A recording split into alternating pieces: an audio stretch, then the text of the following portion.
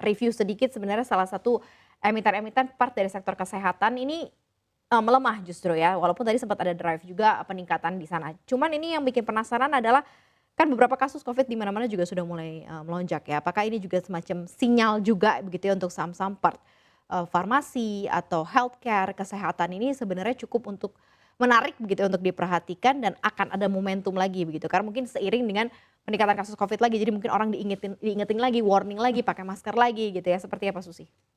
Ya sebenarnya kan kalau kita lihat memang Covid sekarang itu memang tidak, seburuk pada tahun-tahun Mhm. sebelumnya ya Maria. Jadi memang kan kemarin dimulai dari Singapura baru kemudian merembet ke Indonesia. Jadi kalau kita lihat, hingga kasusnya tuh per hari Selasa kemarin tanggal 19 Desember itu kasusnya itu baru sekitar 2.500 kasus. Cuman memang ternyata efek, 2.500 kasus ini membuat harga sahamnya nih naik. Tapi sebenarnya kalau kita lihat secara kinerja itu beberapa harga saham yang naik itu sebenarnya kinerjanya justru masih buruk atau masih Mhm. mencatatkan kerugian. Meskipun kalau kita lihat secara valuasi beberapa ada yang masih murah atau sudah bahkan, berada di harga wajarnya dan juga bahkan sudah cukup mahal Mhm sebenarnya untuk mhm. dibeli kalau kita lihat. Kalau dari kinerja seperti apa sebenarnya masing-masing untuk emiten part farmasi gitu? Karena macam-macam ya, bukan hanya farmasi yang memang dia produce, obat-obatan gitu ya, ada yang memang fokus di healthcare, kemudian ada hospital begitu ya, yang memang berkaitan di sana. Tapi keseluruhannya begitu yang mungkin Susi lihat atau tim riset dari CNBC Indonesia lihat, seperti apa sih, pasca Covid-19 begitu ya, yang kita tahu bahwa sempat mendrive juga harga-harga sahamnya, di tahun ini seperti apa?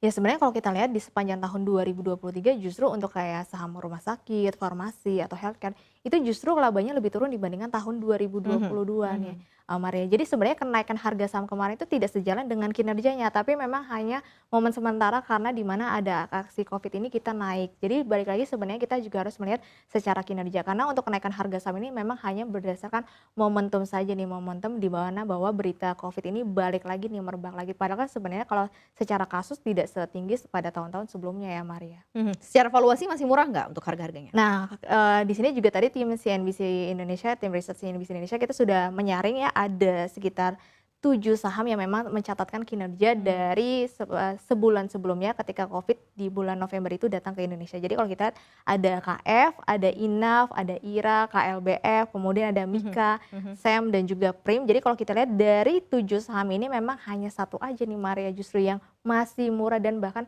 masih mencatatkan laba. Jadi kalau Mhm. kita lihat di sini yang paling murah ini adalah sahamnya Prim nih atau PT Royal Prima Tbk yang di mana PBV-nya itu masih 0,35 nih. Mhm Tapi mhm. ini perdagangan kemarin ya, kalau misalnya hari ini, bergerak lagi atau lebih tinggi lagi, ini PBV-nya bisa naik dari 0,35.